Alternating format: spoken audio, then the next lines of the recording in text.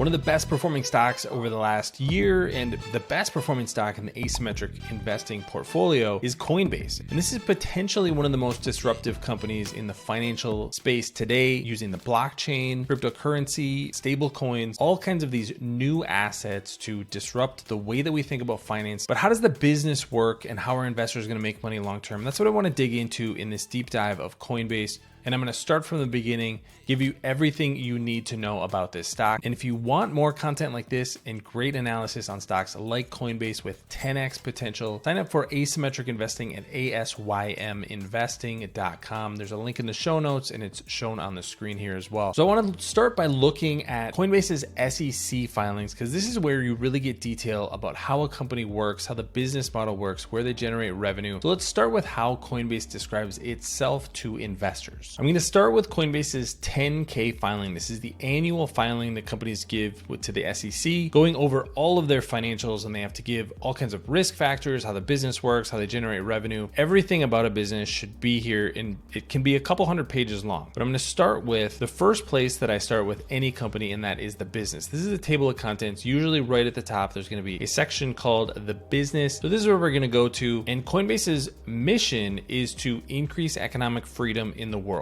That is a little bit vague, but it makes a little bit more sense when you think about the drivers of things like Bitcoin and cryptocurrency in general, to take the power out of the traditional financial and technology institutions that are basically gatekeepers to the financial world. That's the idea behind this entire industry and Brian Armstrong's founding of the company. They are working to update the century-old financial system by providing a trusted platform that makes it easy for customers to engage in crypto assets, including trading, staking, safekeeping, spending, and fast, free global transfers. That's a lot of things there, but basically think about this as the infrastructure for the future of finance. So I talk about Coinbase being a little bit like JP Morgan combined with Google's identity products combined with AWS. So bank, technology, and infrastructure assets that they have. And these are going to be on-chain activities that we're talking about primarily here. So that's really the foundation for Coinbase. The business operates in three segments. They work with customers. This is probably what you see as somebody that might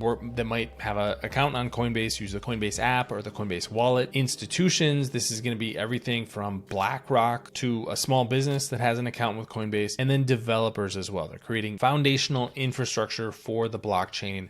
And so these are the three customer segments, but let's get into the products that they have. And these are the trading products that I'm going to start with: customer trading, simple trading experience for customers of any experience level, and then advanced trading for more experienced and sophisticated traders. This is where a vast majority of the revenue comes for Coinbase. This is really what the company is known for, is the trading, centralized trading marketplace is the way that you would refer to it, as opposed to a decentralized marketplace. And this is where the cash cow has been in the business long term. They have also added a prime business. This is going to be more for institutional investors, but a full service prime brokerage platform. And there are a number of major financial institutions that are basically just plugged into this. They're basically saying, we don't want to learn how to build our own cryptocurrency prime business. We're going to just have Coinbase do that for us and take a little fee. Then they have markets as well, for the trading venue for customers for spot trading and derivatives. There are ecosystem products for Coinbase as well. That's the next section that they go over. And these are more important than you might think. You probably don't see some of these on a day-to-day basis, but these are really where the profit and the growth is coming from for Coinbase, which I'll get to a little bit later. Stablecoins are a massive business for Coinbase. Coinbase was one of the founders of the USDC token and was a 50% owner of the Center Consortium, which ran the USDC token until this point in August 2023, when they updated an agreement with Circle, who now fully runs that token, but Coinbase still generates revenue from the USDC token. I'll get to these numbers, but they're really staggering, in the neighborhood of hundreds of millions of dollars that are generated from the USDC token. And the way this works is you have a stable coin that's backed by real assets, just like you would have in something like a bank, but then those assets can be invested in things like treasuries, very safe investments. But now that interest rates are not zero, they're 4 or 5%, the tens of billions of dollars that are backing the USDC token are generating interest. And that interest is in part paid to Coinbase. That's how they make money on stablecoins and the USDC token in particular. They also have a staking business. This became a really sizable business when Ethereum moved from proof of work to proof of stake. So Coinbase is one of the biggest staking platforms for Ethereum, and they're going to validate those blockchain transactions. They explain this really well. Staking cryptocurrency assets is a technical challenge for most customers. Staking independently requires a participant to run their own hardware and software and maintain close to 100% uptime. So basically, it's a pain to do your own staking. Coinbase will do this for you, and then they charge about a 25% fee. So $100 in revenue, Coinbase is going to keep $25 of that, and the customer is going to keep $75. And the number of assets are really staggering, $7.4 billion worth of staked assets through institutional customers on Coinbase Prime. So this is all kind of tying together. You get institutions trading, you get customers and institutions trading on Coinbase, then they do their staking on Coinbase. The company generates revenue on both sides. Some of these products are becoming more and more important for Coinbase. Custody is something that they've always done. They will hold custody for your crypto assets as an individual customer, as a retail customer, but they're now starting to do that for ETFs as well. When Bitcoin ETFs launched, Coinbase is the custodian for most of those Bitcoin ETFs. So this is going to be a sizable and growing business starting in the first quarter of 2024. So we'll see how that grows over time. But that's what that is basically just keeping those crypto assets safe for other institutions. Coinbase One is the transaction platform that is a subscription service. So they generate an ongoing revenue there for customers. They have financing products, the Coinbase Wallet, which is a self-custody, not your keys, not your crypto kind of wallet. A lot of different wallet options out there, but Coinbase has its own, and then offers easier on-chain access. And this is through things like dApps. There is actually what's known as an MPC wallet built into the Coinbase app. So this is kind of like a typical crypto wallet, but you own part of those keys and Coinbase has part of those keys. So technically it is you in control of those assets on a decentralized basis, but Coinbase can help back you up if you lose your crypto keys. That is the kind of product that they're building for Web3 integrations into the platform. There's also a developer suite. I'll just go through this quickly. Base, Coinbase Cloud, Coinbase Pay. This is going to be the payment infrastructure, a little bit like Stripe might look like for paying for everything from digital goods to hard goods. So there's shops on Shopify that accept Coinbase Pay. This is something that could potentially be very disruptive in the future, but isn't a real big business today. But this is an overview of the business overall and all of the things that Coinbase is working on. And once you start looking at the financials, you start to see how these businesses pull together to be a cohesive business overall. Thanks to our friends at The Motley Fool for sponsoring this video. Visit fool.com/ASYM for the top 10 stocks to buy right now.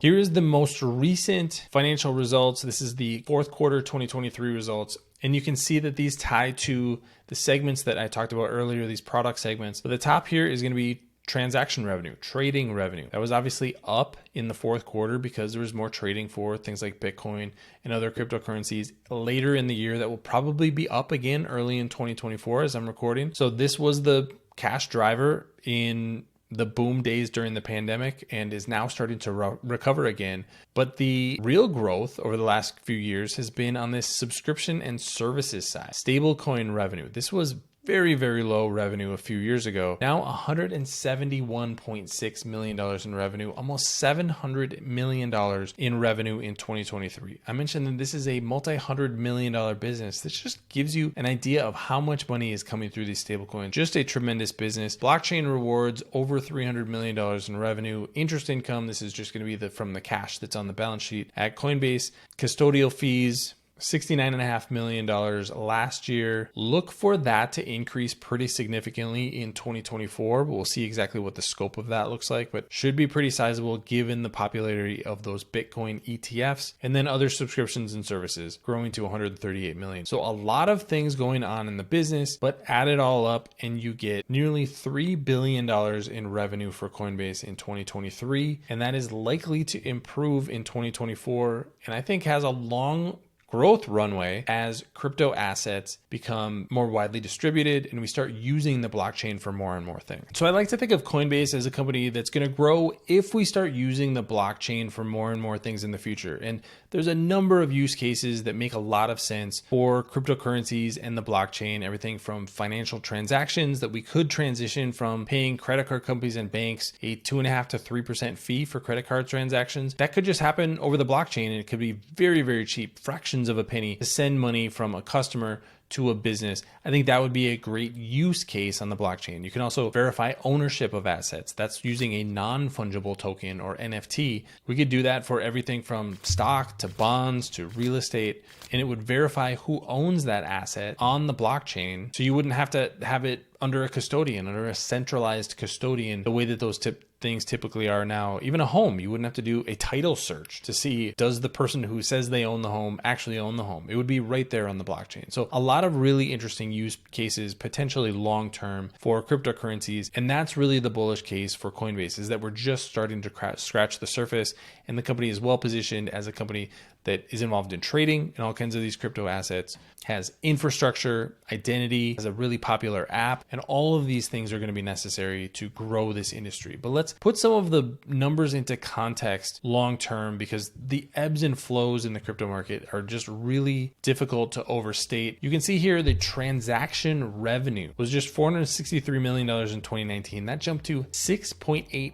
billion in 2021. That's how crazy the crypto market got. That was down to $1.5 billion in 2023. Potentially will be up a little bit in 2024, but that's how volatile this business is from a transaction basis. But here's where you see the growth in the other segments. And this is what I am looking at as an investor, is these are a little bit more stable revenue sources. The first thing is blockchain rewards. That has been steadily growing over the years, now a $330.9 million business as of 2023. Custodial fees, like I said, that is likely to increase pretty significantly in 2024 as things like the Bitcoin ETFs grow, and then stablecoins obviously becoming a very, very big business. The other thing that I want to highlight is some of the use cases for cryptocurrency and the blockchain that are starting to gain some traction. This is Coinbase's Project Diamond, which was a bond that they issued and then matured on the blockchain. So bonds are just an asset that you're going to sell for a set amount of money. There's going to be a payment schedule for when funds are supposed to be paid out,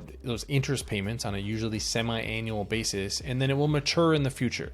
Now, typically bonds today are going to be issued by a bank, and then they're going to be held by individuals or institutions, and they're not necessarily widely traded. The funds are going to have to go through intermediary banks to get to where they need to go.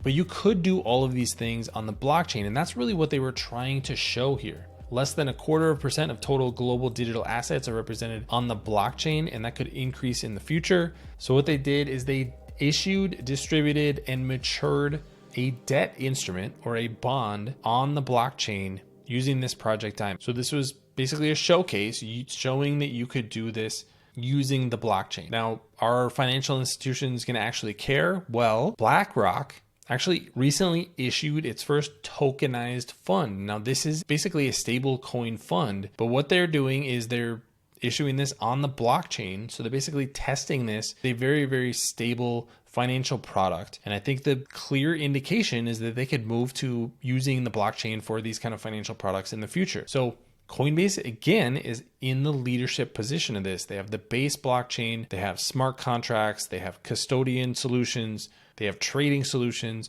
So this could be a leader in the next generation of financial instruments using the blockchain. Now, this is still an emerging business. Coinbase is very underestablished compared to a lot of their larger competitors, whether you're looking at financial institutions or some of the technology institutions that they're trying to disrupt. But I think that's really the potential for this business, is that there's a lot of disruptive potential in using the blockchain as a more efficient way to do financial transactions and show digital ownership of things in a digital world. And that's why I think this is such an exciting opportunity.